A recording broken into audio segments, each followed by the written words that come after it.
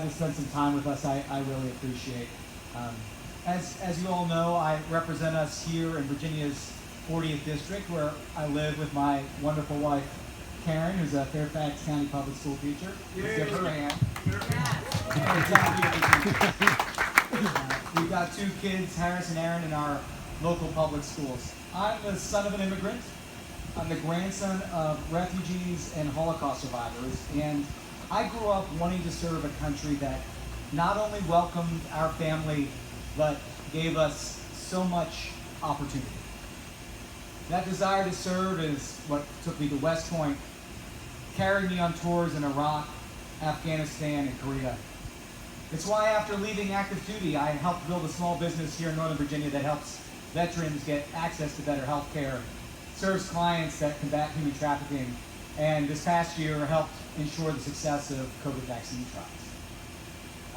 And 3 years ago, that desire to serve is why we launched a campaign to chart a different course for Virginia, a better course. We knew we needed to chart a different course because it was wrong that parents like us had to consider whether we wanted to buy Kevlar backpacks for our kids just so they could be safe at school from a shooter. We thought it was wrong that we had a legislature in Richmond that voted to deny Virginians with pre-existing conditions access to quality, affordable health care. We knew it was wrong that Richmond politicians thought it was okay to tell women what they could do with their own lives. And all of us knew it was going to take a lot of hard work to right these wrongs. But that if we engaged in conversations with our neighbors about a shared vision for our Commonwealth, we could make real change. That's exactly what we did.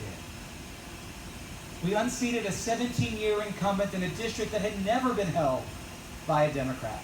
Yay!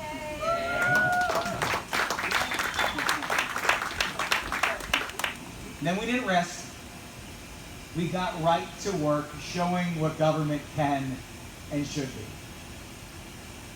In the wake of a global pandemic, we passed legislation to put shots in arms and PPE in the hands of medical providers and our small businesses.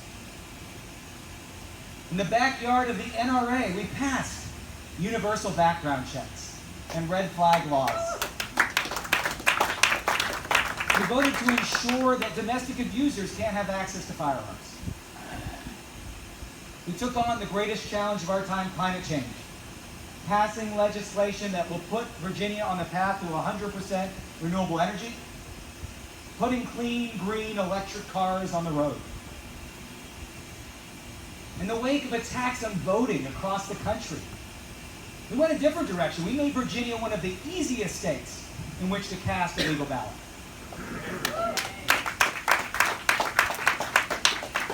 We became the first southern state to abolish the death penalty. We became the 38th state to ratify the Equal Rights Amendment, affirming that women and men ought to be treated equally under our Constitution. Quite a few things. We passed pay raises for our teachers and our police. And we passed my legislation because in our Commonwealth, I believe that no Virginian should be at risk at hunger. And this law put food on the table of over 100,000 Virginians because it was just the right thing to do. All of this we did it not on behalf of a Republican agenda or a Democratic agenda, but on behalf of Virginians here in the 40th District and throughout the Commonwealth. Because sitting in a Humvee in Iraq or Afghanistan, I never asked the soldier sitting next to me who she had voted for. Instead, we talked about our shared values and a common mission and how we could get things done. That's exactly how I've sought to govern in Richmond, where 10 of the 11 bills I've passed have passed not only with the votes of my Democratic colleagues, but with Republican support as well. And that's why when hundreds of folks in the district called in the wake of the pandemic because they were scared or worried about a loved one or just lost their job or were afraid of being evicted from their home, We didn't ask how they voted. We just asked what they needed and did all we could to help. Because that's what service is all about. And that's why the election this November is so important. The progress we've made on health care and education, climate change and gun violence prevention, it's all under threat.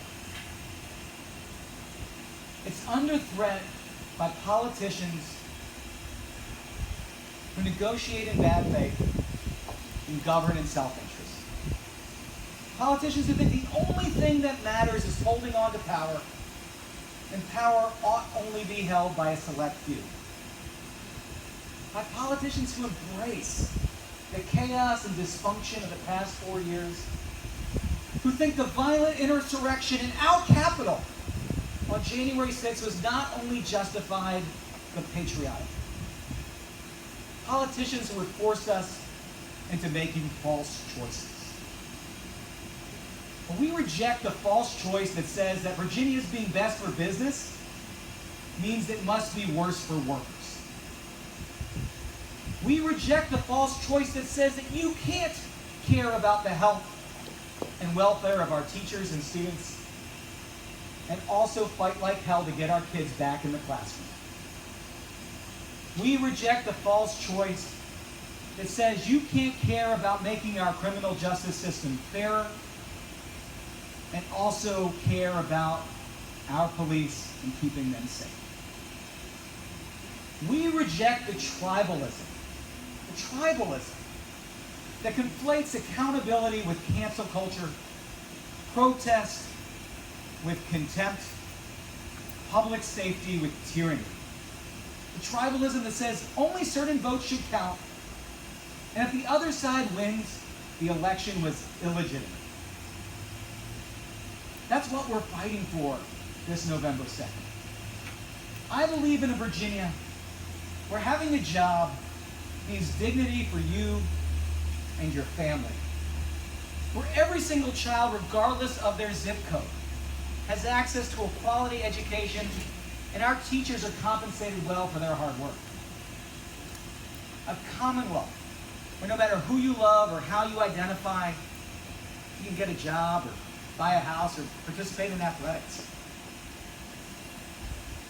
Commonwealth where no matter the God you worship, we believe that you belong here.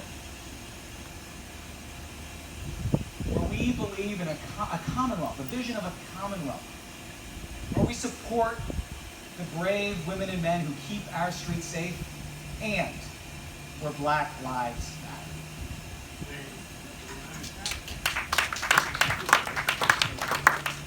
So if you share this vision with me, then you know how important it is that we win on November 2nd.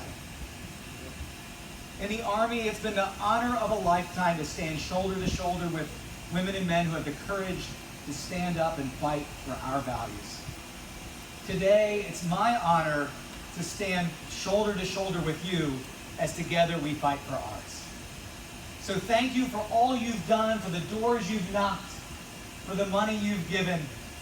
It's going to take a lot of hard work, a lot of conversations. And so if you've already given and you can give again, I ask you to do that. If you've already been out and knocked on doors, I ask you to please help us again.